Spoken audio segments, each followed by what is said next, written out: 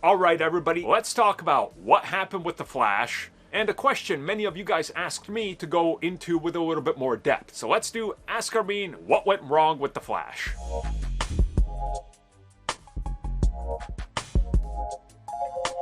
So before somebody brings it up, I actually did record episodes on Quantumania and Shazam 2. I decided not to put it out. They were overly long, and by the time I finished editing the 2 episodes, which were kind of compounded into one, I just didn't like it because there was arguments for each one and I just scrapped it. So I want to do it here with The Flash because it's honestly bigger. So what went wrong with The Flash? What mistakes were made? Honestly, this is such a loaded question. It's hard to break it down into like 1 or 2 things.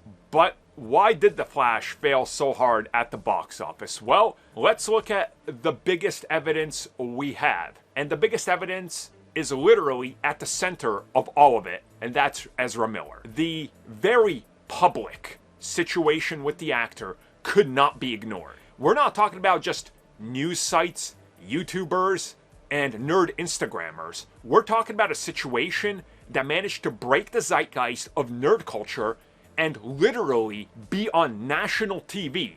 We're talking about international TV. TV in Europe, Australia. I had fans from Egypt message me saying they're talking about Ezra Miller on the news. That's bad. That's, any way you think of it, it is a terrible situation to be in.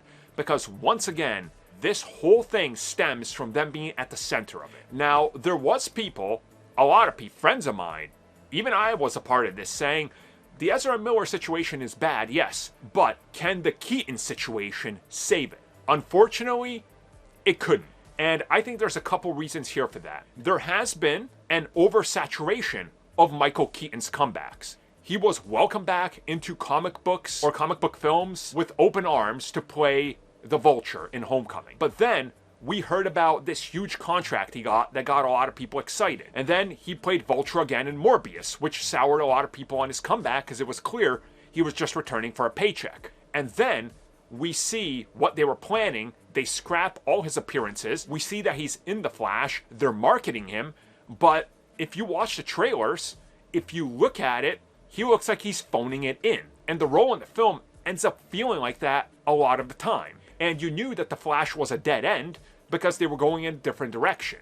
They scrapped Keaton's scenes from upcoming films like Aquaman. They scrapped another scene. They scrapped a complete sequel to Flash. I'm talking about Batgirl. So I think all of this at once again, getting through the news and getting to mainstream news, because as they're talking about Ezra, they're also talking about the whole Keaton situation, the roles in the films, and what's going to happen. It's absolutely bizarre. But there's something else I want to bring up, which I've seen people talk about, which I think is huge when it comes to this. And that's the early review and celebrity factor.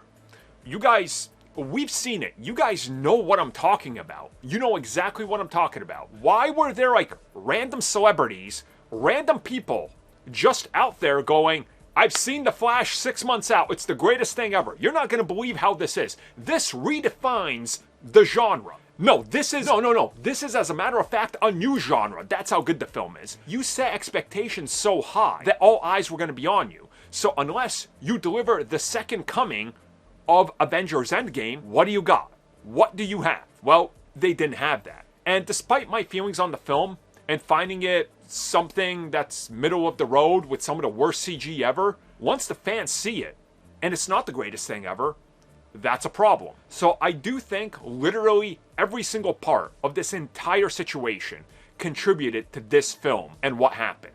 And ultimately, we're going to have to be looking at who's to blame, and I think everybody takes a part of it. Literally everybody involved with it.